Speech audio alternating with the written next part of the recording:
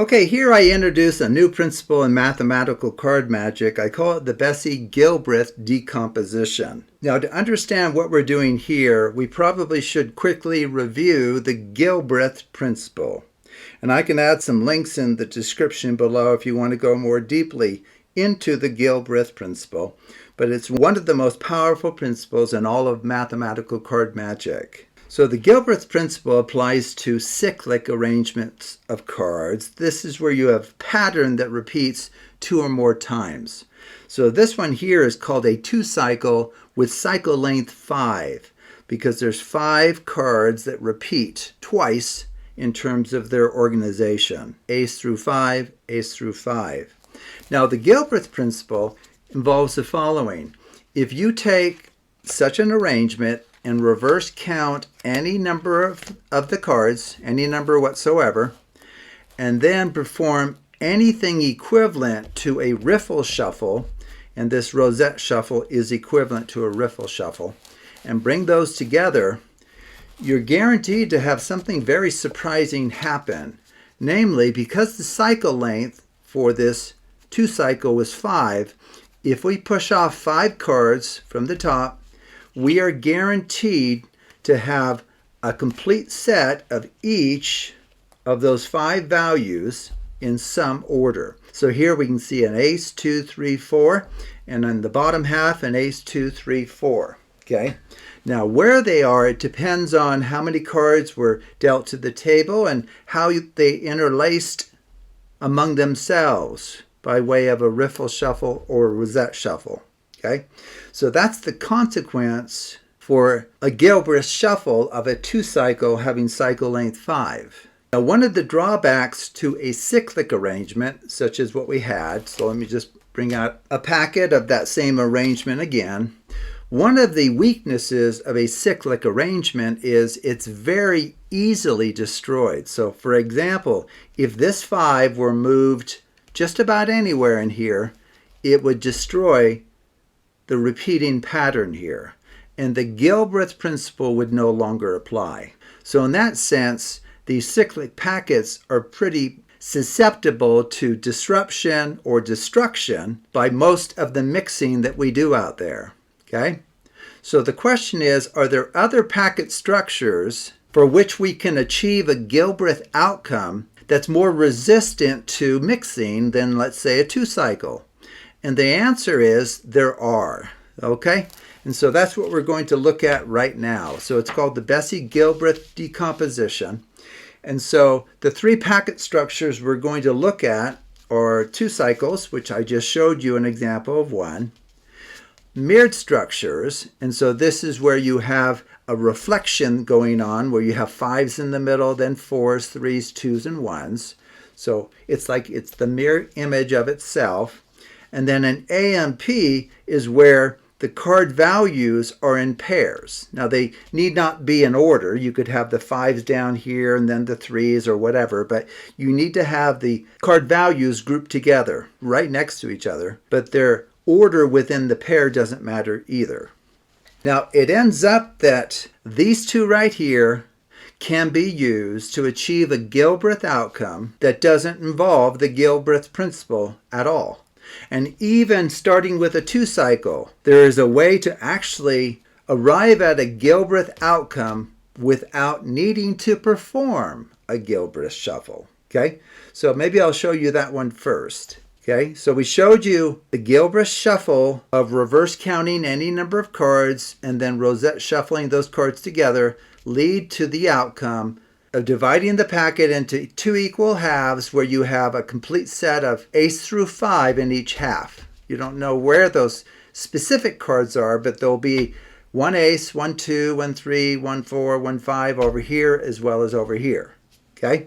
Well, we can achieve that same outcome without even needing to perform a Gilbreath shuffle.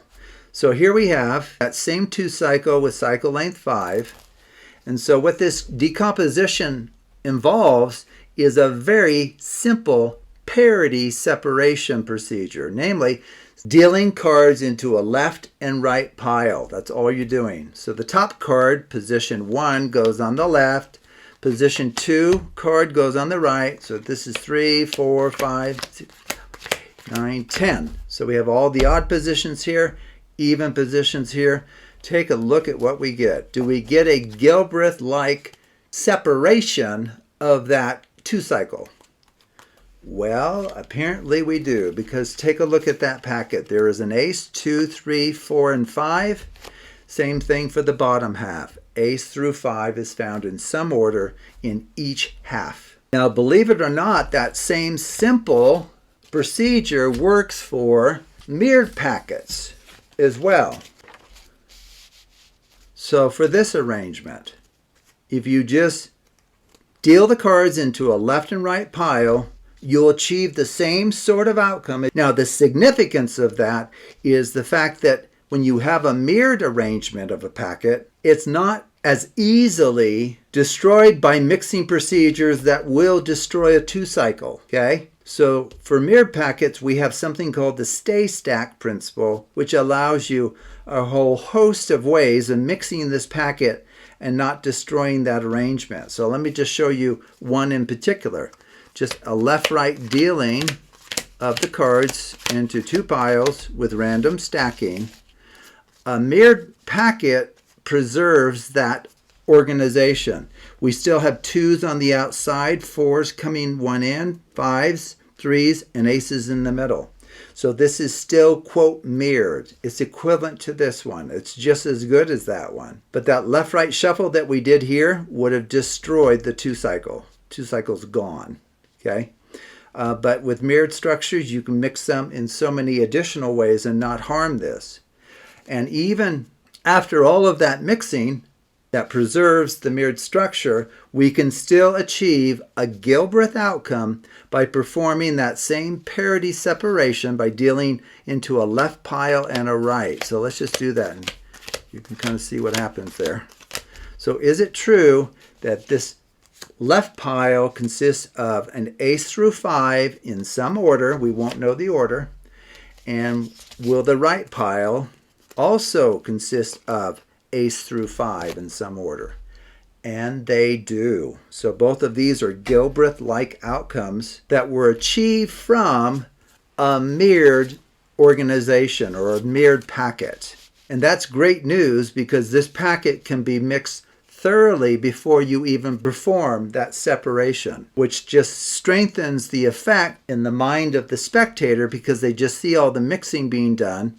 So they'll just assume whatever organization you had here is like utterly destroyed, but nonetheless you're still able to achieve a Gilbreath-like outcome by just dealing left, right, and then revealing those halves.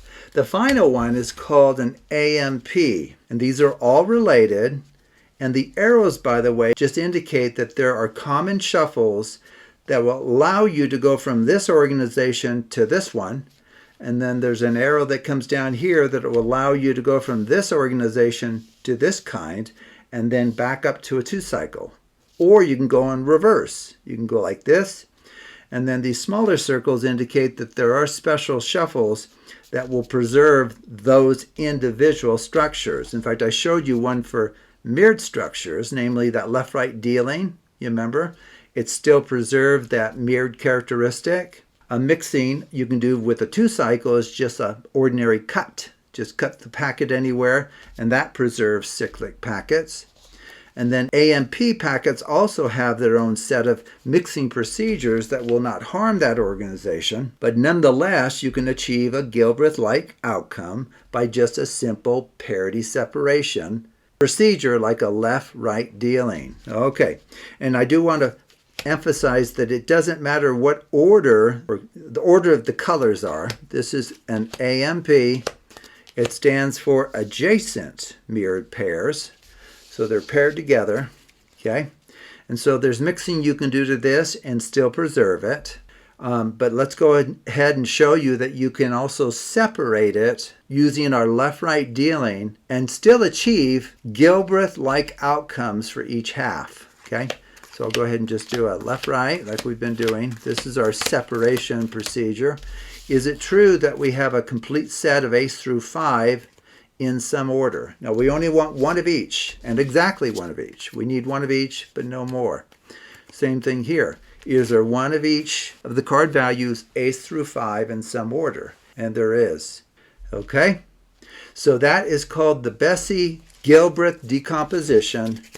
Each one of these can be immediately divided in half by way of a left-right dealing and achieve a Gilbreath outcome. And the power in being able to do that is the fact that these other structures, besides just a 2-cycle, allow you to mix the cards in their own special way or to convert them from one to the other and then back, and then eventually just do a left-right dealing. You'll finish with the same outcome as a traditional Gilbreath performance, but doing so here allows you to mix the cards so much more thoroughly before you arrive at that outcome. And mixing the cards, quote, thoroughly in the mind of the spectator heightens the impossibility of the outcome, because they'll see all of that mixing being performed and they'll assume, okay, the cards have got to be randomized, structure's all gone, there's no way that he can predict the outcome of this routine, but yet you will be able to nonetheless. So thank you for watching, and take a look at other videos on the Absolute Math Magic channel.